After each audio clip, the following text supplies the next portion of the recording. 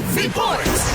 Opisyal na sinimulan ang Ilocosur Festival 2026 sa pamamagitan ng pagbubukas ng Ilocosur Trade and Food Fair sa Gubantes Dike and Boardwalk dito sa Vigan City kahapon, February 1 at 2026. Ang kaganapan ay nagtatampok ng 376 exhibitors kabilang ang mga booth mula sa mga local government units na nagpapakita ng kanilang One Town One Product initiatives. Nagpapakita ito ng iba't ibang pwedeng bilhing mga items gaya ng mga Abel and Wiben products, bags at baskets na gawa sa buri. Kabilang din ang mga pagkain gaya ng squash ice cream, mga pananim, iba't ibang uri ng halaman, mga muebles at hindi mawawala ang famous longganisa at bagneta. Ang iba't ibang mga exhibitors ay nagmula pa sa iba't ibang rehiyon.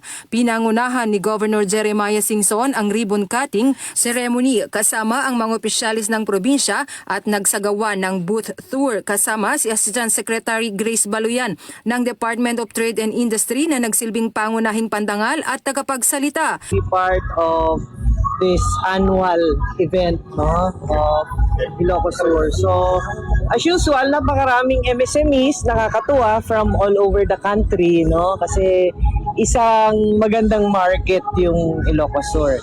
Madaming bumibili. In fact, last year, I think they were able to generate 67 million sales, which is at par to a national fair.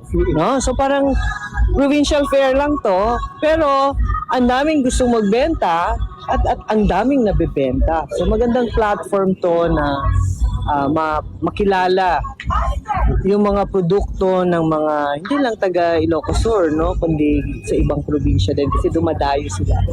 Sa kanyang mensahe, binigyan diin ni Asek Baluyan ang patuloy na suporta ng DTI sa mga micro, small and medium enterprises. Mula dito sa IFM Bigan, Idol Joyce Vasquez, Tatak, RMN. RMN Network News.